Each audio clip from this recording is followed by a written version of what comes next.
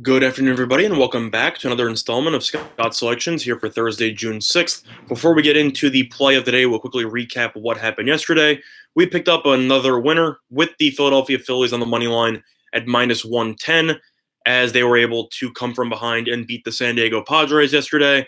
Arrieta did not pitch well, and yeah, he was okay, actually, but he did make two mistakes and gave up back-to-back home runs in, I believe it was the third or fourth inning. I don't really remember. But either or, we mentioned how the Phillies bullpen was a concern with the play of the day, but they were actually fantastic yesterday. How's it going, Terry? Thanks for joining us.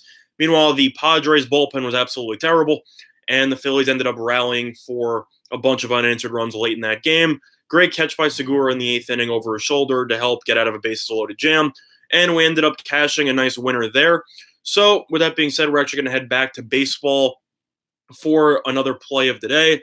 And I'm going to actually dive into that right now. We're going to be looking at the Chicago Cubs and the Colorado Rockies as they are going to be facing off once again at roughly 2:20 Eastern Time, so in about an hour and change. And in this game, you have Peter Lambert versus Jose Quintana.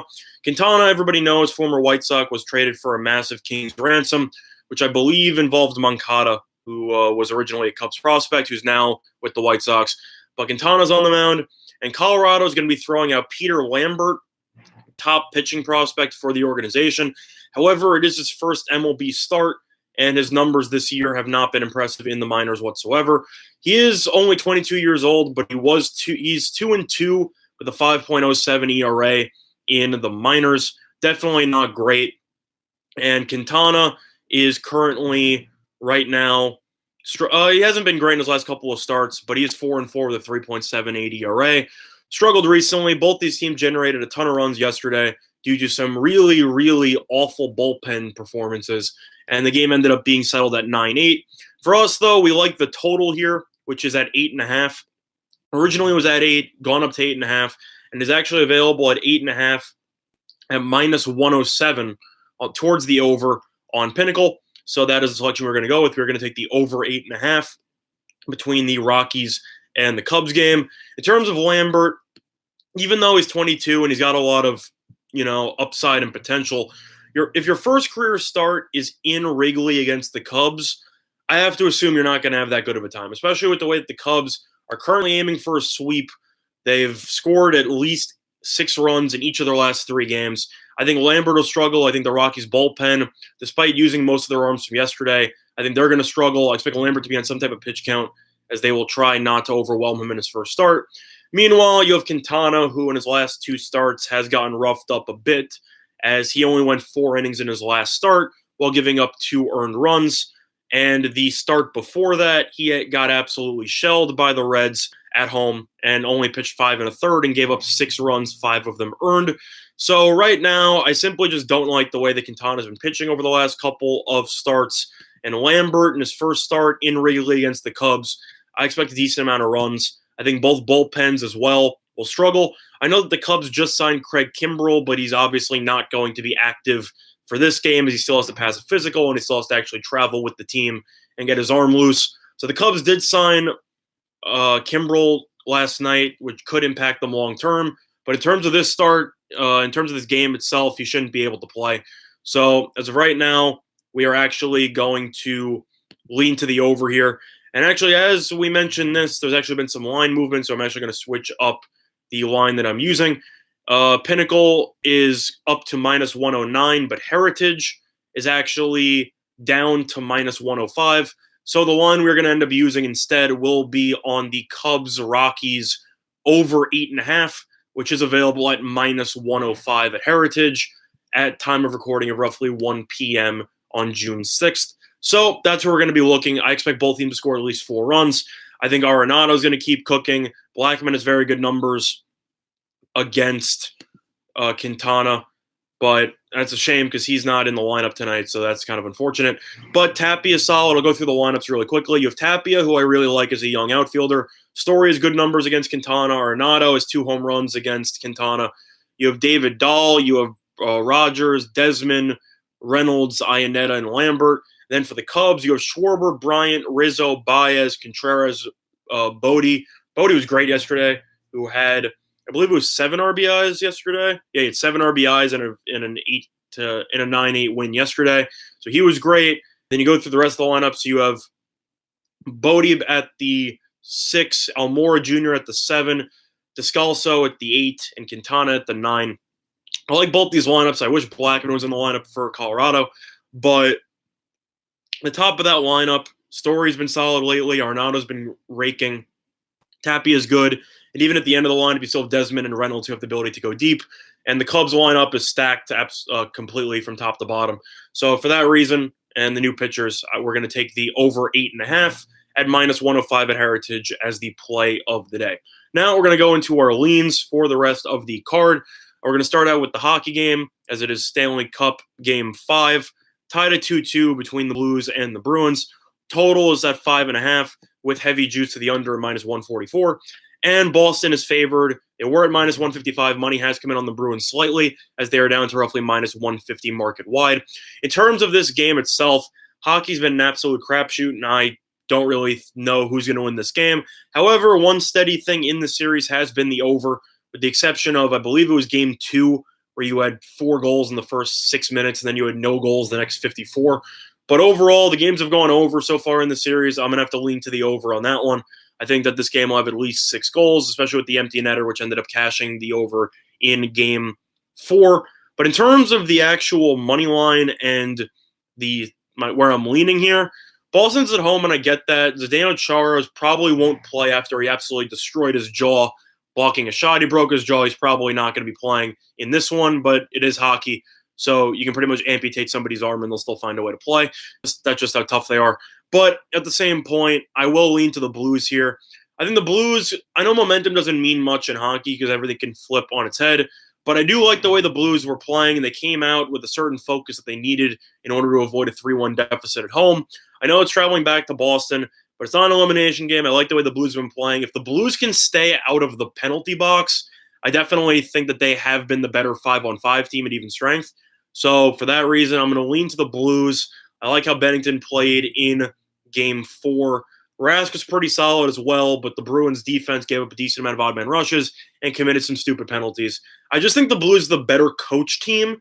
I think the Bruins are the more talented team, but I think -150 is too heavy of a price. So I'm actually going to lean to the Blues there on the money line. But it's a very small lean. I'm not going to bet the game personally. I'm just going to sit back and enjoy. But I'm actually going to be siding towards the over 5.5 in this one, which is available at roughly +125, which is available at most sportsbooks.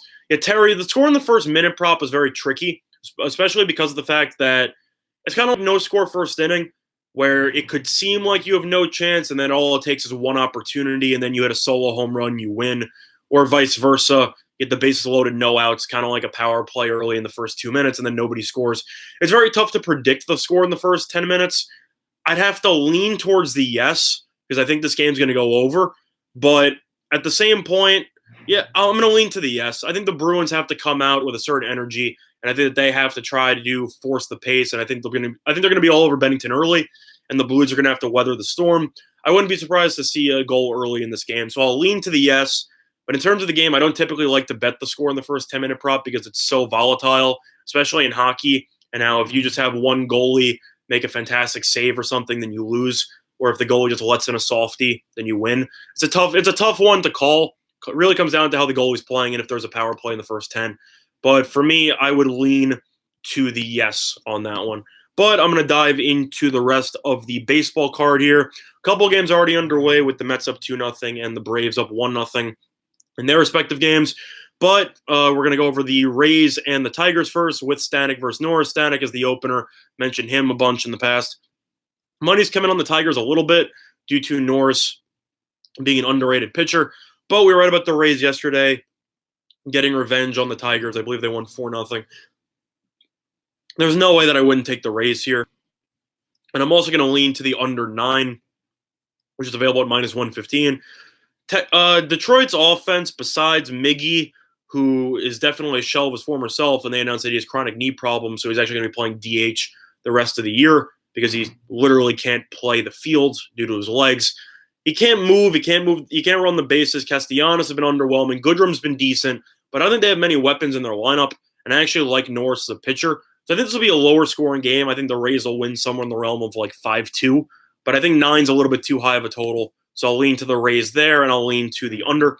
Moving on, you have the Red Sox and the Royals. If you bet the Red Sox yesterday, it was pretty much as easy of a win as you can possibly get, as Sale was phenomenal, and they ended up winning, I believe it was 8-0, as they ended up just destroying the Royals. You have Weber versus Duffy here. Money's coming on the Royals. Red Sox are down to roughly minus 130 on the money line. There's no way that I wouldn't take the Red Sox here. If you want to take Daniel Duffy at home against starting to heat up Red Sox team, good luck to you. I know Weber hasn't been great, but the Royals are awful overall. And if the Red Sox are starting to heat up, they are the defending champions after all. And even though Weber's not the greatest, the Royals bullpen's worse than the Red Sox bullpen, and the Red Sox lineup significantly better than the Royals lineup. So I'm going to have to lean to the Red Sox there, minus 130, and I'll probably have a personal play on that, but that game does start in roughly 8 minutes. So moving on, you have the Reds and the Cardinals with Desclafani versus Hudson. I'll lean to the Reds here. I like the way they've been playing recently. Hudson's been okay so far. He's been better at home than he has been on the road, so it should bode well for him in this start. But I like the way the Reds have been playing. I know yesterday got rained out, but the Reds are only 4 games below 500, and we're about 60 games in. I can't remember the last time the Reds have actually been that relevant. That's just how bad they've been. It's really outstanding because Joey Votto has been awful this year, but yet they've been finding a way. Puig hasn't been great. They cut Matt Kemp, and yet this team keeps hitting. I mean, whether it's Dietrich or some of the younger guys they called up with Senzel, they're a pretty solid team. And I'm props to them. Cardinals, despite acquiring Goldschmidt preseason, are only 1 game over 500. They've definitely been overvalued. I'm going to lean to the Reds there. Moving on, you have the Marlins and the Brewers. I was thinking about giving this out as play of the day, but I decided not to do it. I was going to be on the Marlins, actually, roughly plus 160 on the money line. You have Peralta versus Smith. Smith is actually pretty solid. He's got an ERA of about 3.10, where Peralta's 2-2 with an ERA of 5+. And the Marlins are currently cooking. They've won the first 2 games of this series. However, I know that the Brewers have been bet down from minus 200 to minus 170, give or take. But at the same point, the Marlins, despite Smith's success, have struggled in those last couple of starts. And the Brewers, they're the better team than the Marlins, obviously. And Peralta hasn't been great, but he has good stuff, and he has pitched better at home. I think this game will be close, but I actually think the Brewers are going to avoid the sweep here. So I wanted to give out the Marlins. I think the Marlins will be a very popular public dog here in this game, especially with the recent performances. But I'm going to have to lean to the Brewers in this one. I just think that the Marlins aren't going to sweep. And I think Peralta will actually have a decent showing today. So I'm going to lean to the Brewers on that one. Gave out my thoughts on the Cubs and the Rockies game in that one. Moving on, you have the Astros and the Mariners. Props to the Mariners. They finally won a game, scored 15 runs, but, doesn't change the fact that as a whole they're still terrible. You have Verlander versus Malone. I don't really think much case needs to be made. I'm obviously siding with Verlander and Verlander minus 1.5. Malone's not great. Verlander's right now one of the favorites to win the AL Cy Young again, and I'm going to lean to the Astros on that one. And I think that the Astros should win comfortably. Moving on, you have the Yankees versus Toronto with Happ versus Edwin Jackson. Money's coming on Toronto. Yankees are down to roughly minus 190. I lean to Toronto here. Even though I'm a Yankees fan, they're starting to slump a little bit, and they ended up coming from behind yesterday to take a lead, and then the bullpen choked it late due to a Vladimir Guerrero Jr. 3-run homer late in the game. I know that Happ has been better lately, but I still don't trust him. Edwin Jackson's okay. He's not awful by any means. I think he's good enough, but I like the way Toronto's been playing in the series. The Yankees are currently slumping, and I will lean to the Blue Jays there. Out of the Yankees should be a minus 195 favorite, so it's more for value purpose. Moving on, you have the Indians versus the Twins. I lean to the Indians here, roughly minus 112. It was a huge series for the Indians as their season was starting to unravel. Twins are in first place by a wide margin, but the Indians are actually going for a sweep. Nice comeback yesterday for a win. Bauer struggled in his last start. Barros has been solid, but I like the Indians here. I think they'll get the job done. I think they'll get the sweep. Moving on, you have the Orioles and the Rangers. Tale of 2 games for them. First game had 23 runs. Second game had 3 in extra innings. So in terms of this game, you have Hess versus Gerardo. Gerardo's actually been pretty good. Hess has been awful. Total's been bet up from 10.5 to 11. I still lean to the over here.